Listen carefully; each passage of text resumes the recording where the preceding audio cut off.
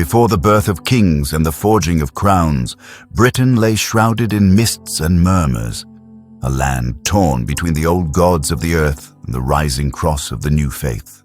Forests stretched unbroken from shore to mountain. Wolves howled on the moors, and in hidden hollows, druids whispered to stones that glowed faintly under the moon. The air itself was thick with enchantment, for the isle was young and still alive with mystery. Across the shifting kingdoms of the Britons, Saxons, and Picts, the people cried out for unity. The wars of petty lords had left the land weary, and blood had seeped into the soil so long that the fields seemed to remember it. Yet prophets spoke of a coming king, one born not merely of mortal seed, but of destiny and dream. They whispered that this king would wield a blade forged by divine will, gather the greatest knights in all the world, and bind the realm under one banner. The stars, it was said, moved differently on the night before his birth. In those days, Uther Pendragon ruled as High King. He was a fierce man, tall and broad-shouldered, with eyes that glowed like embers when angered. His banners bore the image of a golden dragon, for he claimed that fire was in his blood. He had brought peace by sword and oath, but peace, like frost on winter grass, never lasted long. For though Uther was mighty in battle, his heart was restless, and the seed of Britain's greatest hope was also the fruit of his desire. One night, under a sky streaked with fire, a strange vision came to Uther. From the shadows stepped a man clothed in a robe of midnight blue, his eyes gleaming with an inner light. He called himself Merlin, son of no mortal father, and his voice carried the weight of prophecy. "My lord," said the enchanter, "your heart burns for a woman not yours to claim, yet through that fire a king shall be born, a king who will heal this wounded land." The woman Merlin spoke of was Igraine, Duchess of Cornwall, the fairest lady in all Britain. Her husband, Duke Gorlois, was a man of loyalty and iron, beloved by his soldiers and jealous of his wife's honor. Yet Uther's desire for Igraine grew into torment. His eyes followed her through every hall, his dreams were haunted by her voice. Love and war began to stir in his heart until they became one and the same. Merlin, watching from the shadows, foresaw the tide of fate and offered a perilous bargain. "If you would claim Igraine," he said softly, "then give me the child that shall be born of her. For he will be more than your heir. He will be Britain's hope. I will raise him where no enemy may find him until the time comes for him to take his crown." Uther, blind with longing and pride, agreed. And so Merlin wove his enchantments. On a storm-tossed night, when lightning split the sky and the walls of Tintagel shook with thunder, Uther was transformed by Merlin's magic. His face became that of Duke Gorlois himself, his voice, his manner, his very scent, all cloaked by the spell. Thus disguised, he rode through the tempest and entered Tintagel's gates unopposed. Within the keep, Igraine, believing her husband had returned from battle, opened her arms to him. That night, as rain lashed against the towers and the sea roared like a beast below, Arthur Pendragon was conceived, born of deception, desire, and prophecy. Far away, the real Gorlois lay slain in battle, unaware of the sorcery unfolding at Tintagel. When news of his death reached Igraine, grief and confusion clouded her heart. Yet when Uther revealed the truth and claimed her as his queen, she did not curse him. Whether it was fate or enchantment, she yielded to destiny's design. Months later, under the pale light of dawn, a child was born. A boy with golden hair and eyes that seemed to hold both sorrow and strength. True to his word, Merlin came to claim the infant.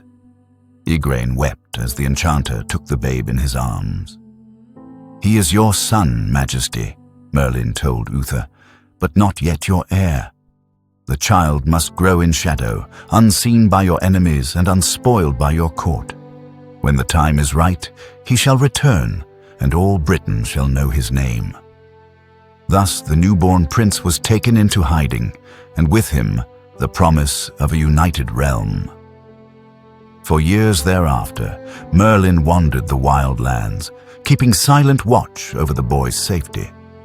He left the child in the care of a noble knight, Sir Ector, a man of humility and honor who lived in a quiet forest, keep far from the intrigues of kings. Arthur grew up as Ector's foster son, alongside Ector's own child, Sir Kay. He learned the arts of chivalry, how to wield a sword, how to tend a wounded hound, how to speak truth even when it burned. Yet he knew nothing of his royal blood. To him, the world was simple. Honor was earned by action, and kindness was worth more than gold. Meanwhile, Merlin's prophecies rippled through the land. Uther Pendragon's enemies rose against him, and wars erupted anew. In his later years, the king grew ill and weakened, his great flame dimming. As he lay dying, he pressed his signet ring into Merlin's hand. "Guard the realm," he whispered. "When my son is grown, give him back his birthright." Then Uther Pendragon died, and Britain fell into darkness once more. No single lord had the power to unite the warring kingdoms. Blood feuds flared, castles burned, the people suffered. Yet in the forests of the heartland, the boy who would be king grew strong beneath the watchful eyes of destiny. The winds of prophecy stirred again. The time of waiting was nearly at an end. Arthur grew to manhood, unaware of the blood that ran in his veins. In the quiet halls of Sir Ector's manor, he lived as the son of a minor knight, tending horses, polishing armor, and training in the modest arts of combat. The rhythm of his days was simple. Mornings of labor, afternoons of instruction, and evenings spent by the fire with his foster family. Yet within him, something slept, an inheritance neither he nor those who raised him could name. He learned the virtues of humility and patience long before he understood their worth. When his foster brother, Kay, spoke proudly of tournaments and knighthood, Arthur listened rather than boasted. His calm nature made him a favorite among the servants, and even the wild hounds obeyed his voice as though they recognized in him something greater than mortal authority. The old man who came from time to time to instruct him, a traveler of strange wisdom and sharper eyes, watched the boy's growth with silent satisfaction. This old man, known to few as Merlin, kept the secret of the boy's birth close to his heart. Beyond the manor walls, the kingdom was unraveling. Uther Pendragon's death had left Britain leaderless. Barons fought each other for power, peasants suffered under endless raids, and the once proud court of the Pendragon line lay in ruins. The land itself seemed restless, as if the soil yearned for a ruler worthy of its loyalty. Yet whispers of prophecy still drifted through the villages and halls, that one day a king, born of Uther's blood and sanctified by destiny, would come to unite the realm. It was in the bleak heart of one such winter that a sign appeared. On the morning after Christmas, in the square before the cathedral at London, the people awoke to a marvel. Set within a block of cold, grey stone stood a sword, its hilt gleaming in the pale light. The blade was driven deep into the rock, and upon it, words shimmered faintly, though none could say who had inscribed them. It was said that whoever drew the sword from the stone would be the rightful king of all Britain. The rumor spread like wildfire. From distant shires and fractured courts, lords and knights came to test their strength. They tugged, strained, cursed, and prayed, but the sword would not yield. It remained firm, immovable, as though rooted not in stone but in the will of heaven itself. Years passed, and the sword remained where it had first appeared, untouched, unclaimed, awaiting the hand that would free it. When the great tournament was announced, calling all knights to gather once again in London, Sir Ector journeyed there with his two sons, Kay, newly knighted and brimming with pride, and Arthur, who served as his attendant. The city was alive with sound and color. Banners rippled in the cold wind, the air rang with the clash of steel, and crowds filled every street. To Arthur, it was a world of wonder, a place of splendor and noise, far beyond the quiet woods of his youth. On the morning of the tournament, Kay discovered that he had forgotten his sword. He demanded another at once, and Arthur, eager to help, set off through the city in search of one. The streets were nearly empty. Everyone had gone to the lists. In his haste, he came upon the silent courtyard of the cathedral. And there, standing alone in the center of the square, he saw the sword in the stone. The sight drew him nearer. Sunlight touched the blade, making it blaze like a line of fire. To Arthur, it seemed a simple thing, a weapon without an owner, waiting. His heart was steady as he reached out his hand. The moment his fingers closed around the hilt, a strange stillness settled over the square. Even the wind seemed to hold its breath. The sword came free with effortless grace, as if it had been waiting for that touch since the beginning of time. Arthur held it in both hands, the weight balanced and familiar, though he had never wielded such a weapon before. For a long moment, he stood motionless, the light glancing from the steel, unaware that far away, in the shadow of the cloister, Merlin watched with eyes full of quiet triumph. He brought the sword back to the field, unthinking of what he had done. The weapon gleamed as though lit from within. Around him, those who saw it began to whisper, and the murmurs spread like ripples on water. When his foster father and brother learned from where the sword had come, awe overtook them. The truth, long hidden, began to rise to the surface. Word traveled swiftly. The lords of Britain, driven by curiosity and fear, gathered once again before the stone. The sword was replaced, and each man came forth to test his worth. One after another, they failed. The blade would not move for any. When Arthur stepped forward, the air changed again. His hand rested upon the hilt, and without strain, he drew it free. The crowd fell silent. For a moment, no one spoke. The light touched his hair, the sword caught the sun, and every heart seemed to pause. The murmurs that followed swelled into cries of astonishment and reverence. Some knelt where they stood, others turned away in disbelief. Yet in their hearts, all knew that the prophecy had come to pass. In the days that followed, councils were held and oaths debated. Many of the great lords refused to bend the knee. They demanded further proof. Trials were held again and again, and each time the result was the same. The sword would move only in the hands of Arthur. No strength of muscle, no cunning of mind could wrest it free from the stone unless he willed it. At last, even the most obstinate bowed to the inevitable. The sword had chosen. The prophecy had been fulfilled. The coronation was held on a bright morning in spring. Bells tolled across the city as the people gathered to witness the crowning of the boy king. Sunlight streamed through the cathedral windows, bathing the altar in gold. The sword, the same that had rested in the stone, lay upon a silken cloth before him, its blade reflecting the light of a new age. As the crown was placed upon his brow, the sound of trumpets filled the air. The crowd cheered, but within that thunderous joy, there was also awe. A recognition that something greater than human design had taken place. When Arthur rose from his knees, he seemed changed. The humility of the squire was still within him, but there was new weight in his bearing, and a quiet authority in the calm of his gaze. Those who looked upon him felt it. That indefinable presence that made lesser men wish to follow, and greater men wish to serve. In the days that followed, his first acts as king were not of war or vengeance, but of restoration. The lands torn by years of strife were returned to their rightful holders. The weak were protected, and justice, long dormant, began to breathe again. The people spoke his name with reverence. In the quiet hours after his coronation, Arthur stood alone before the sword that had made him king. He ran his fingers along the edge of the blade, tracing its cold perfection. It was more than metal. It was a promise a bond between him and the destiny that awaited him.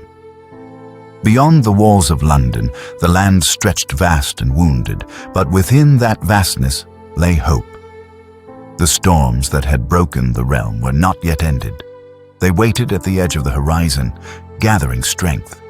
Yet for the first time in many years, Britain had a ruler. The boy who had lived in shadow now stood in the light, crowned by fate itself. And though he did not yet know it, the age of Camelot, of knights, magic, and legend, had begun. The new king's reign began in a world still fractured by the shadows of war. Though Arthur had drawn the sword from the stone and been crowned before the eyes of Britain, not all hearts were quick to yield. Beyond the cities and cathedrals that hailed his name, rebellion stirred quietly among jealous lords who had once tasted power and would not let it go. In distant strongholds, war banners were raised against him, and whispers of discontent crept through the realm. Arthur's first years as king were marked not by peace, but by battle.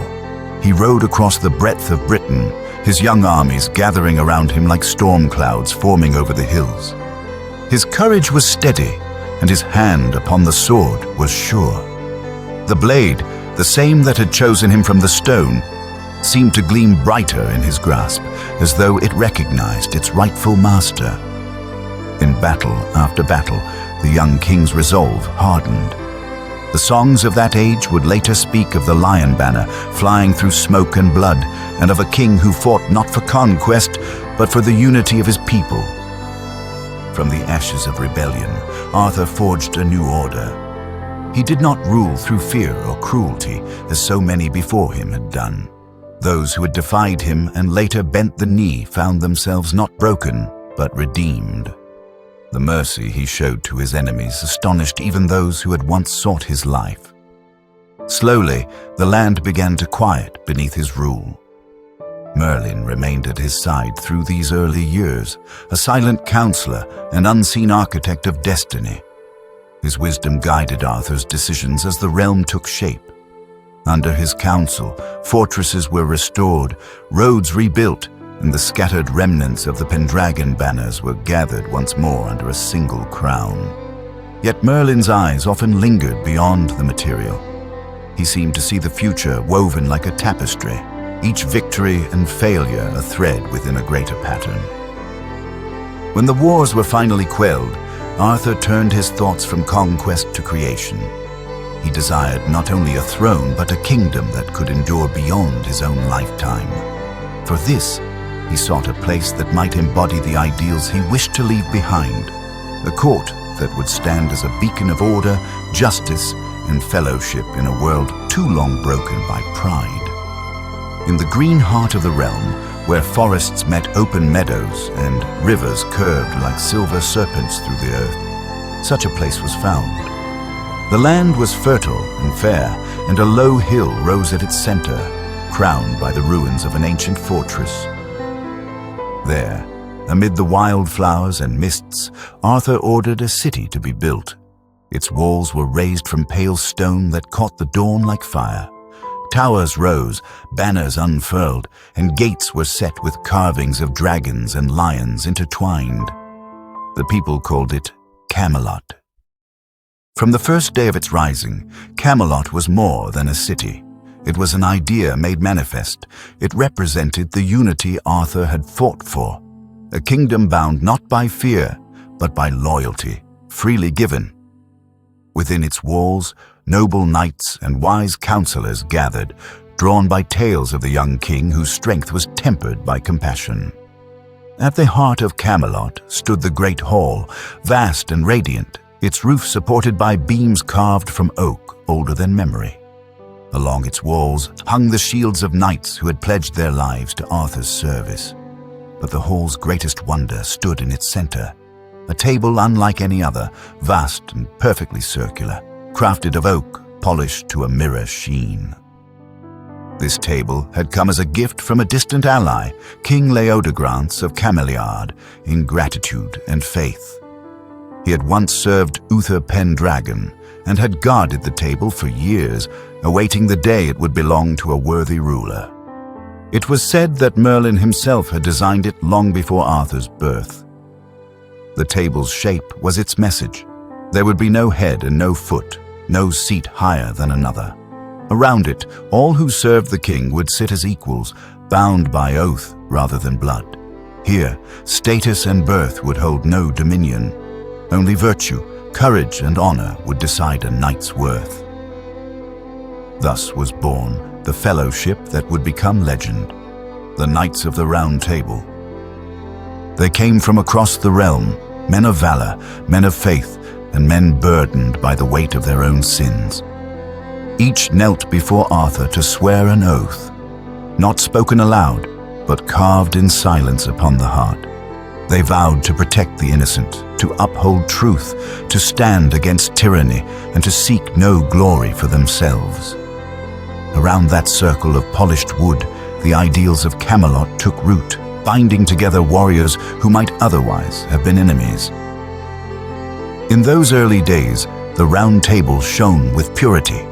Feasts were held beneath banners of gold and crimson. Music echoed through the hall as knights recounted their deeds. Duels fought for honor, dragons slain in forgotten valleys, maidens rescued from enchanted towers. Yet beneath the splendor, the true greatness of Camelot lay in its balance. Strength was tempered by wisdom, justice by mercy, courage by humility. Arthur ruled as both king and servant, his will a reflection of the higher order he sought to preserve. Merlin, ever watchful, moved like a shadow through the corridors of the court. His presence was both comfort and omen. He saw in Arthur the culmination of ages, the perfect harmony of mortal courage and divine design. Yet in the depths of his foresight, he also saw the seeds of what must one day come. For no age of light endures without its darkness.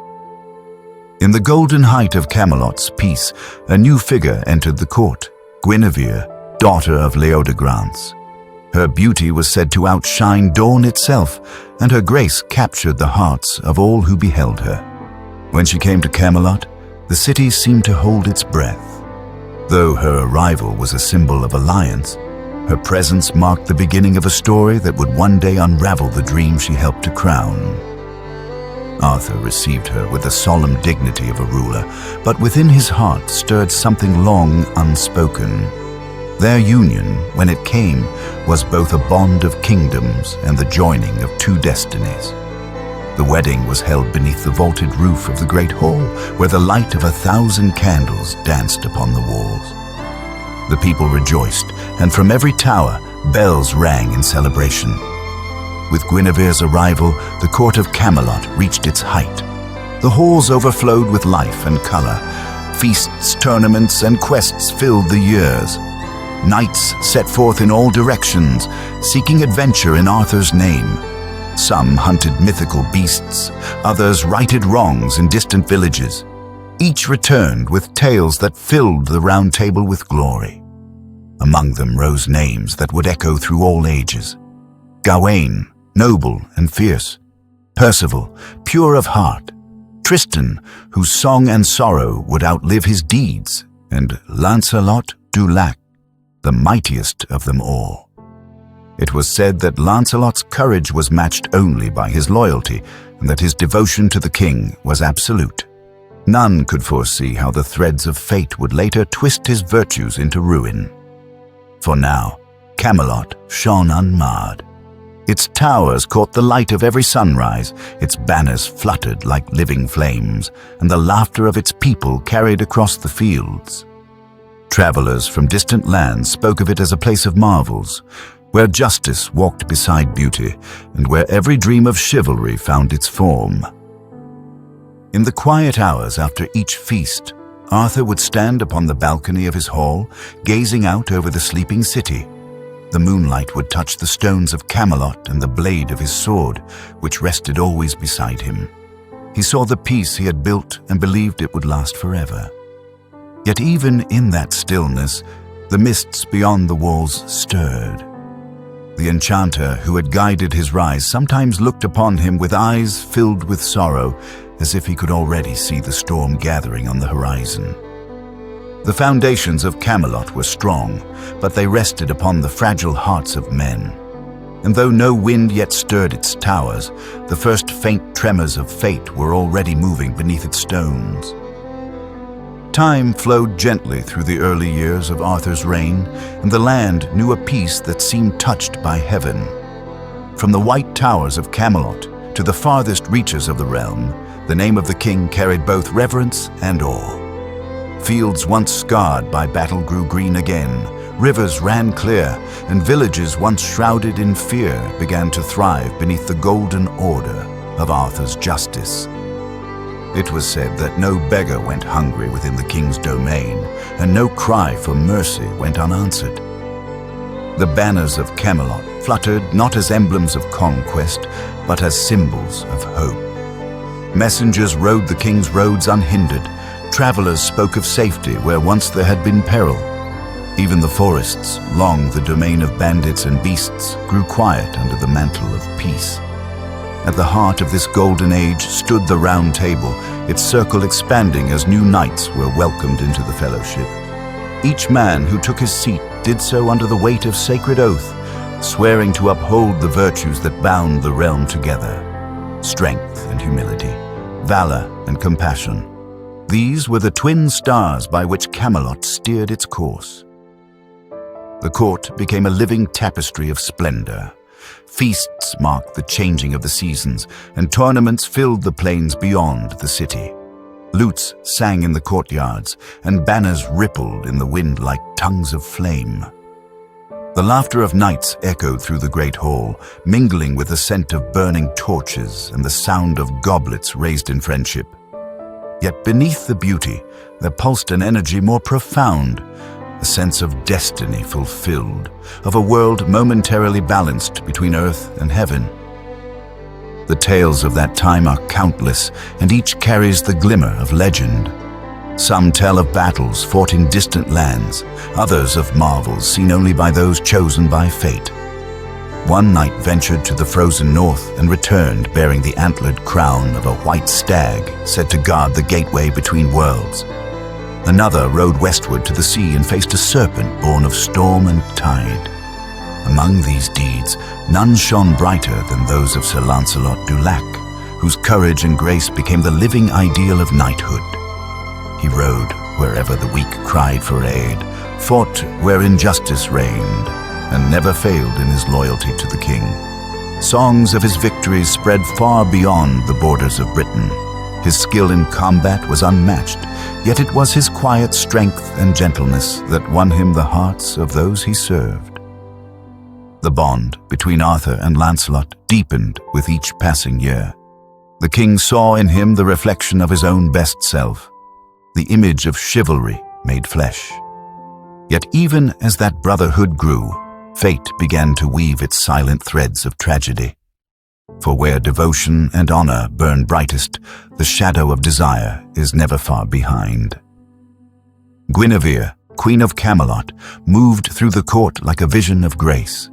Her presence filled the halls with radiance, and her kindness softened the weight of the crown.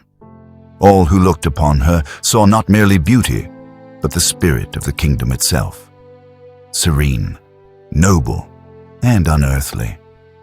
Yet in the quiet hours of twilight, when laughter faded and the torches burned low, her gaze would sometimes fall upon the knight who served her husband with such fierce devotion. Neither sought the bond that grew between them, yet it deepened all the same, unspoken but inescapable.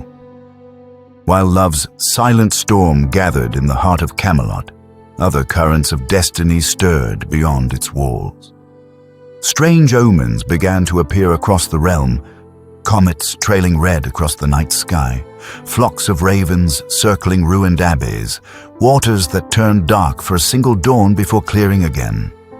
Wise men whispered that the age of peace could not last forever, for no mortal order escapes the reach of time. Merlin, wandering between the court and the wilderness, grew more withdrawn. His gaze turned often toward horizons unseen by others. He knew that the weave of fate was tightening, that the dream he had nurtured since Uther's time was nearing a test from which not all would return. He saw visions of a chalice of light glimpsed through mist, a relic of the divine, shining beyond mortal grasp. The sight filled him with both wonder and foreboding, for he knew that such a vision, once revealed to men, would alter the course of all things. The first whispers of the Holy Grail entered Camelot like a breath of prophecy. Knights began to speak of it in hushed tones, of a cup said to hold the last blood of the Savior, of a vessel that could heal the wounded, cleanse the soul, and bridge the world of flesh and spirit. None could say from where the stories came, yet they spread swiftly, igniting hearts with longing. To seek the Grail became the highest calling, a test not of might, but of purity. When the vision at last revealed itself, it came not as thunder or fire, but as silence. One evening, as the knights gathered in the great hall, a strange stillness descended. The air grew luminous, and the scent of unseen blossoms filled the chamber. Then, through the hush, a beam of light appeared, neither sun nor flame. Within it, for the briefest instant, the Grail shone, veiled in radiance, untouched by human hand. When the vision faded, awe fell upon all who had seen it. The fellowship of the Round Table, which had once lived for earthly glory, turned its eyes toward heaven. The quest for the Grail began. They departed in all directions, scattering like stars cast into the dark. Each rode forth with the conviction that the divine vessel awaited him. Yet the path of holiness is not the path of the sword. Many would never return. Some fell to despair, others to temptation, and a few to madness.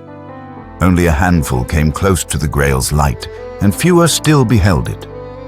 Among them rode Sir Galahad, purest of heart and born for this purpose alone. He was said to bear in his gaze the calm of eternity itself. Where others sought the Grail with ambition, Galahad pursued it with reverence. His soul, unclouded by desire or pride, became the mirror through which the divine might be reflected. Through forest and desert, through dream and vision, he journeyed until at last, in a place beyond all maps, he came upon the Grail. Those who later heard of it could not comprehend the wonder he beheld, for it was not meant for mortal tongues to tell. When Galahad's hand touched the vessel, his body became as light, and his spirit was lifted beyond the world of men. He did not die, for such a soul could not perish. He simply passed into the mystery he had sought. Back in Camelot, the years of the Grail quest left the Round Table diminished. Many of its greatest knights were lost, and those who returned came changed. The glory that had once filled the great hall now carried an echo of absence. The circle remained, but its unity had been tested. Its faith stretched thin. The fellowship that had once seemed eternal now showed the faint fractures of human frailty. Arthur, who had dreamed of a kingdom perfect and enduring, began to feel the weight of age and sorrow. His crown seemed heavier than before, his gaze more distant.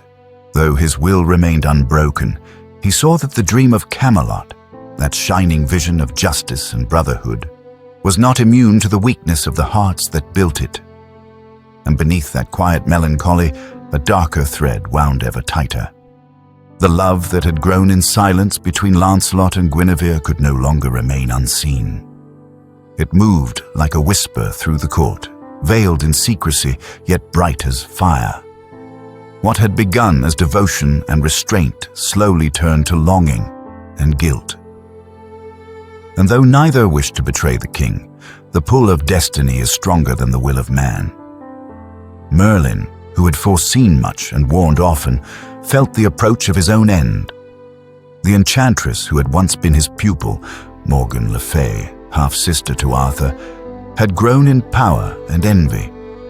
Her heart was filled with shadows, her mind bent upon vengeance and mastery. In her, the darker mirror of Camelot took shape. The reflection of wisdom turned to pride, and love turned to control. In time, her sorcery would entrap the old enchanter and silence his voice from the world. With Merlin's departure, the veil that had long protected Camelot from its own ruin began to thin. The age of glory had not yet ended, But its twilight had begun.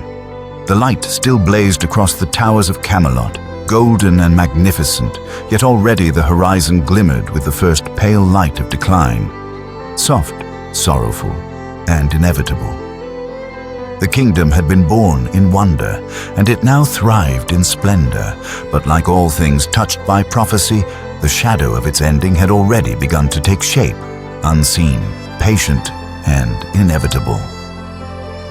The years following the Grail quest fell upon Camelot like the lingering calm before a storm. The golden banners still fluttered, and the people still spoke the king's name with reverence, yet the air carried a stillness unlike that of peace, the hush of a kingdom unaware that it stood at the edge of its own ending. The round table remained, but its circle no longer shone with unbroken light. Too many seats were empty, their owners lost to death, disappearance, or disillusion. Those who had returned from the Grail quest brought with them a silence that no feast or song could dispel. They had seen visions that mortal hearts were not made to hold, and the weight of them lingered. Arthur moved among his court with the bearing of a man who had fulfilled destiny, yet felt its hollowness. The dream that had once burned so brightly within him, a realm of perfect justice and brotherhood, had become a monument too vast for any one man to sustain. He saw now that even the noblest order could not escape the frailty of the souls that served it. In those days, Guinevere's beauty seemed tinged with sorrow.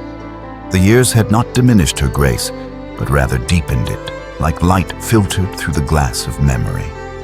She presided over Camelot's court with gentleness and dignity, yet her eyes betrayed the quiet ache that lived beneath.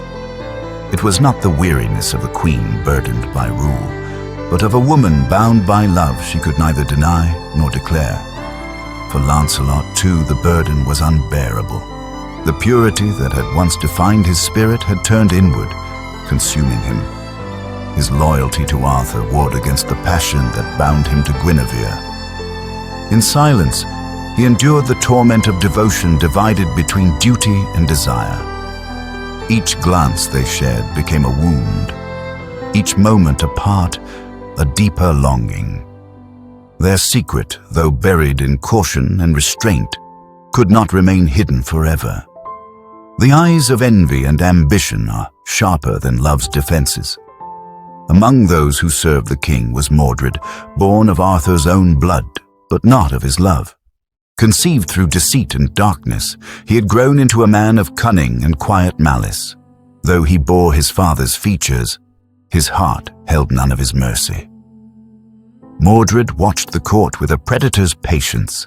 His mind, quick and cold, saw through the veils of courtesy to the fractures beneath.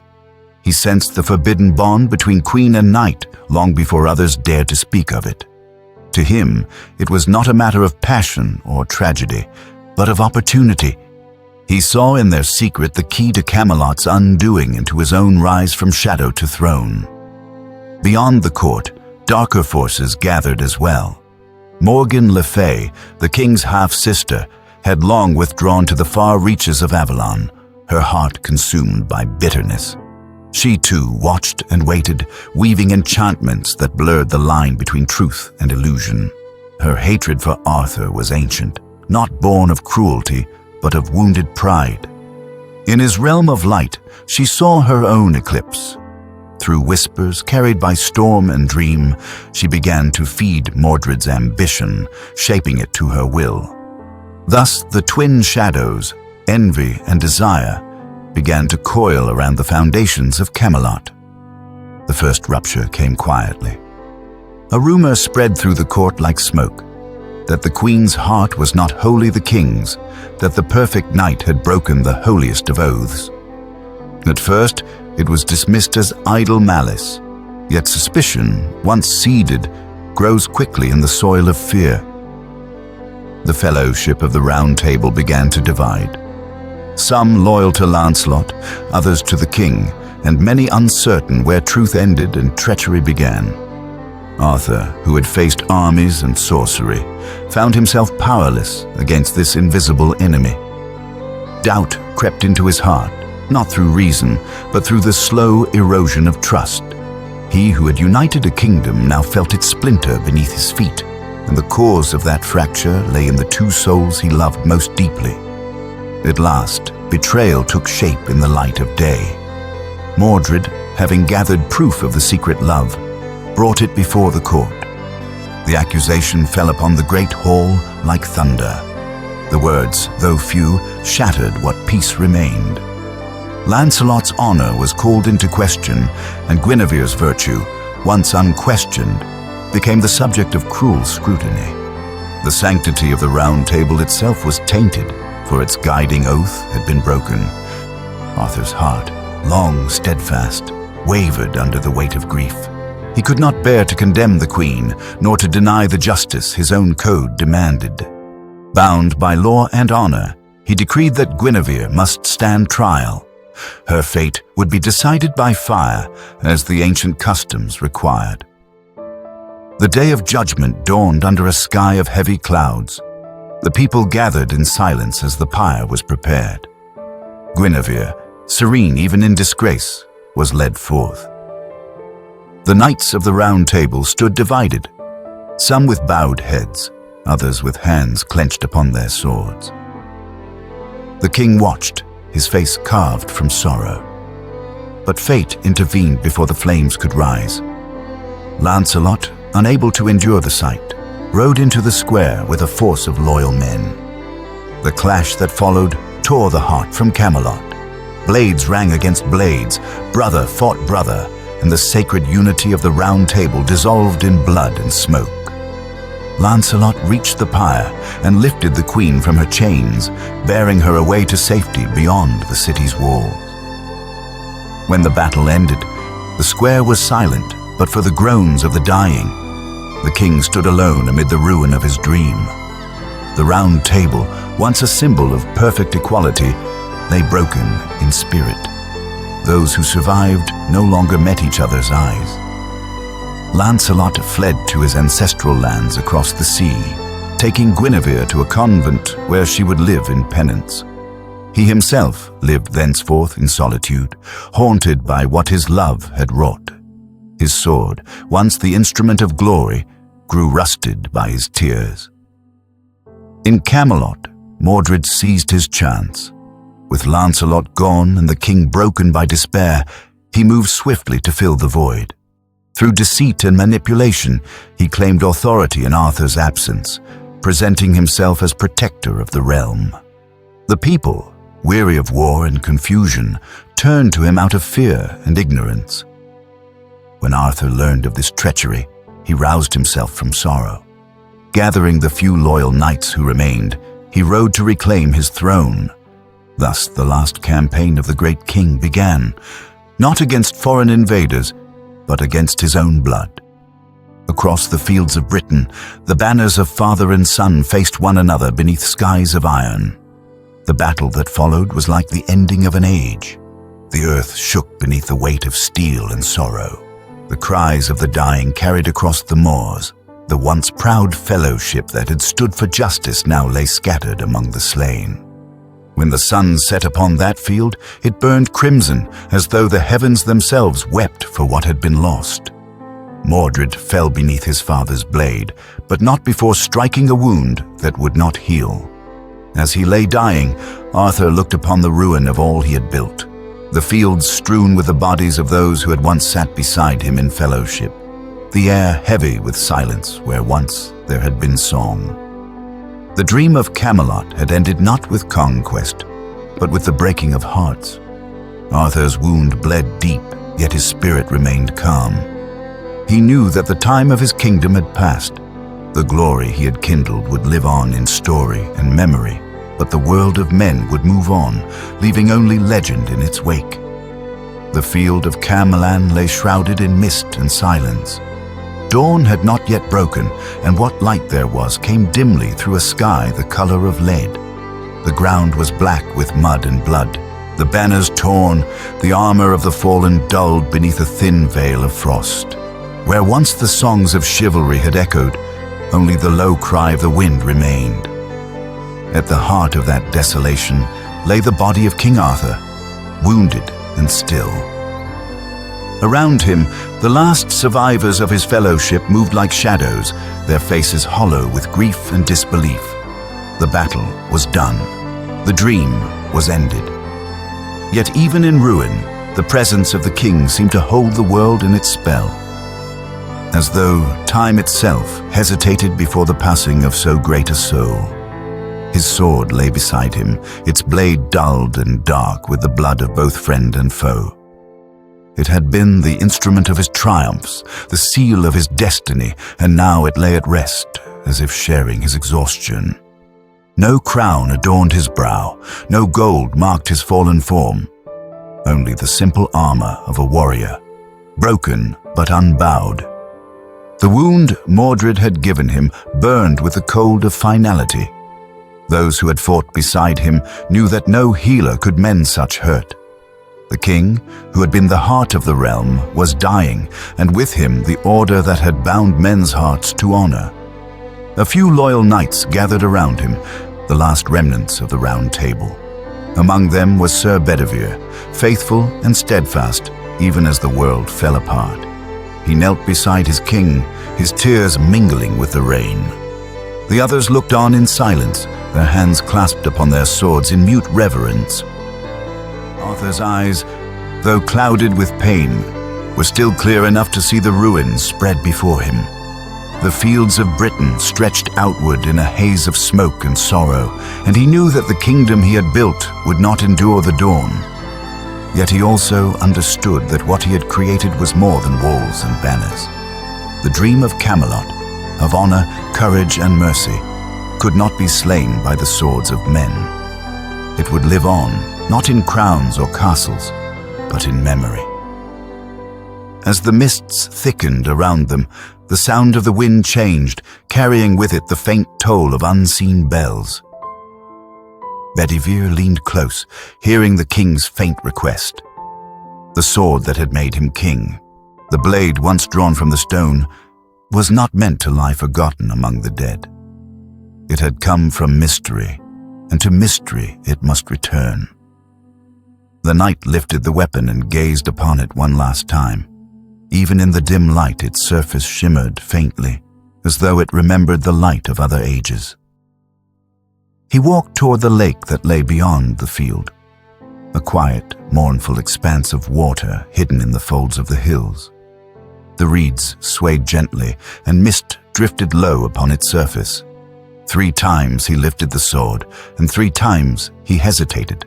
The thought of casting away so sacred a relic seemed a betrayal of the very world it had forged.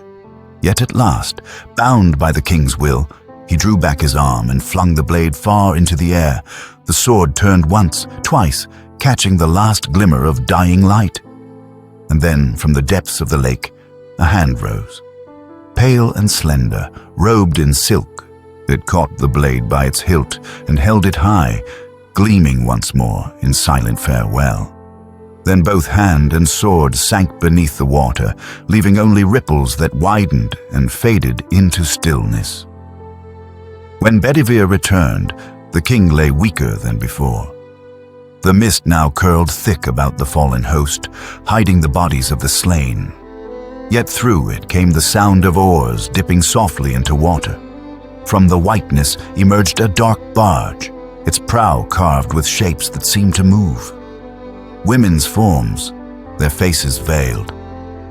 They were the ladies of Avalon, those mysterious keepers of the world's hidden places. Their presence brought no fear, only calm. The air around them shimmered with an otherworldly light, neither dawn nor dusk, but something between. Bedivere lifted the king and bore him to the waiting barge. The women received him with gentleness, their hands cool and sure. Upon the deck, they laid him upon a bier of silk, his head resting upon a cloak of crimson and gold. The waters around the vessel glowed faintly, as though reflecting a sun that no mortal eye could see. The barge began to move, gliding silently across the lake. Bedivere stood upon the shore, his heart breaking as he watched it fade into the mist. He called out once, but no sound came back save the whisper of the wind. Slowly, the barge vanished from sight, and the lake returned to its stillness. It was said that the vessel carried Arthur westward, beyond the boundaries of the mortal world, to the Isle of Avalon, a place of eternal summer where wounds are healed and time stands still. There, in the valley of apple trees and unsetting sun, the king was laid to rest, not in death, but in waiting. The stories tell that the Lady of the Lake tended his slumber, and that the air of Avalon was filled with music too soft for human ears. Some claimed that he sleeps still, his crown beside him, his sword reforged and ready. Others said that his body faded into light, leaving behind only the faint scent of blossom and steel. Back in Britain, the realm he had once ruled fell into quiet decay. Without the unifying will of the king, the old rivalries returned. Lords claimed dominion where they could, and the once bright city of Camelot became a ruin swallowed by earth and ivy. Yet even as the stones crumbled, the memory of what had been refused to fade. Travelers still spoke of the king who had drawn the sword from the stone and ruled with justice and compassion. They told of the fellowship that had sat as equals around the great table, of knights who had sought the Grail, and of a realm that had known, for a brief and shining time, a glimpse of paradise. Mothers told the tale to their children by the firelight. Minstrels carried it from village to village. With each telling, it changed and grew, woven into the fabric of Britain's soul. The years that followed the passing of Arthur were years of forgetting. Britain, torn by division and shadowed by sorrow, turned inward upon itself. The bright age of chivalry faded like a dream at dawn. Fields once trodden by knights grew wild again, castles crumbled, and the banners of old kings were ground to dust beneath the indifferent tread of time. Yet memory, unlike stone, does not wholly decay. Beneath the weight of centuries, a faint echo endured, a whisper of gold and sorrow that refused to die. Though Camelot itself was lost, its spirit lingered in the hearts of men, carried in the stories told beside fires when the wind howled through broken halls. In lonely abbeys and half-forgotten monasteries, monks wrote down fragments of the tale. Their ink traced the outlines of a vanished age, a king born of prophecy, a sword that marked his sovereignty, and a realm built upon faith in human virtue. They did not know whether Arthur had been a man or a myth, yet they wrote as if the truth of him mattered less than the hope he represented.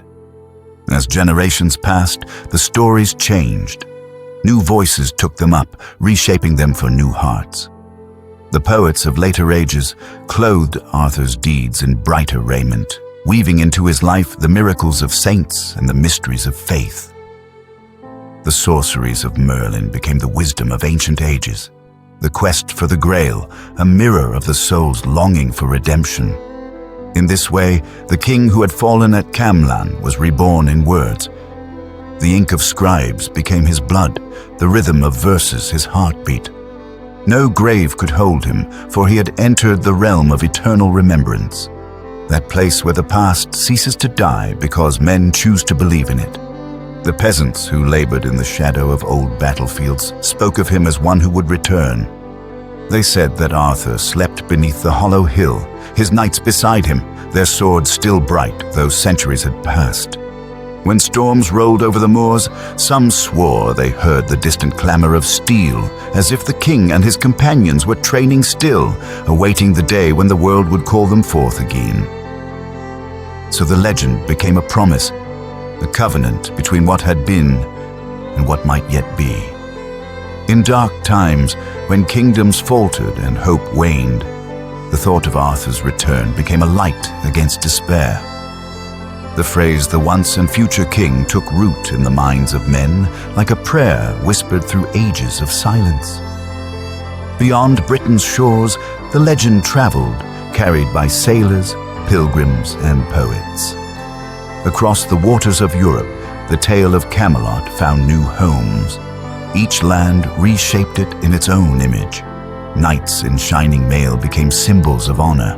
Queens of sorrow and grace embodied the eternal conflict between love and duty. Magicians and prophets spoke for the mystery that lies between faith and fate. In France, they told of Lancelot's valor and torment. In Germany, of Parzival's quest for the Grail. In each retelling, the heart of Arthur's world pulsed anew, not as a history, but as a reflection of what humanity most desired. A glimpse of purity within a corrupted world. Through these tellings, Camelot became more than a kingdom, sir, it became a vision of the ideal. A realm where justice was not merely law, but compassion. Where strength served mercy, where kingship was not dominion, but duty. Men and women looked to Arthur's legend as to a mirror that reflected the better part of themselves. And yet, beneath the glory, the sorrow remained. The fall of Camelot was never forgotten, for it spoke to the truth that all human greatness carries the seed of its own undoing. The same heart that loves deeply enough to build a paradise can, by that love, destroy it. In this balance of light and shadow, the myth found its immortality. Artists painted him with a crown of twilight. Poets spoke of him as the last star of a dying world. The songs of bards softened his edges, turning the tragedy of Camelot into an elegy rather than an ending. For in every heart that mourned what was lost, Arthur lived anew, not as a king of men, but as a king of memory. Centuries deepened and the world changed. Iron supplanted steel, and cities rose where forests once had stood. The old faith gave way to new philosophies, yet still the figure of the king endured. In each age, he took a new form. Warrior, saint, dreamer, shaped by the longing of those who remembered him. Some saw in him the echo of divine kingship, others the symbol of a lost Eden. To some he was Britain itself, the island's soul made flesh, sleeping beneath its soil until the hour of need. To others, he was the eternal embodiment of nobility, proof that even in a world of betrayal and decay, a man might still strive toward the good. Thus Arthur became more than legend. He became archetype, the eternal hero who rises, falls, and waits to rise again. His story crossed the boundary between myth and memory, becoming a part of the world's imagination, shaping the dreams of those who sought something pure amidst the turning of empires. In the deep places of the land, where ancient stones stand like sentinels of forgotten gods, the air still hums faintly with remembrance. Travelers who linger there sometimes feel the weight of unseen eyes, or hear through the murmuring grass the faint beat of distant hooves. The mists rise and part, revealing for a breath the glimmer of a crown, the shadow of a sword, the suggestion of a hand raised in farewell. Then the vision fades, leaving only silence. But in that silence, something remains. The certainty that the dream of Camelot was real once, and might be again. For as long as men tell stories, Arthur's name shall not perish.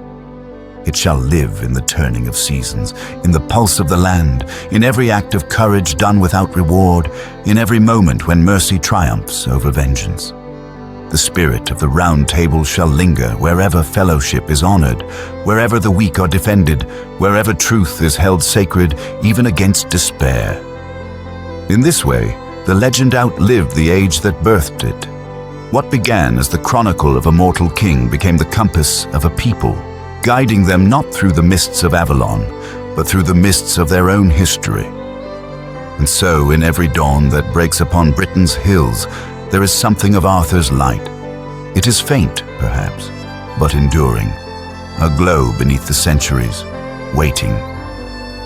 For the old prophecy still whispers through the wind, that when darkness once more shrouds the land, when honor is forgotten and hearts grow cold, the mists will lift, and from Avalon will come the sound of oars upon the water. The barge will glide once more from the island of the blessed, and upon it shall stand the king who was and is and shall be again. Until that day, his story endures, not merely as legend, but as promise. For some truths are too great to die, and some kings too bound to their people to remain forever asleep. And in the stillness of the world, beneath the long shadow of time, Arthur's name waits, the once and future king.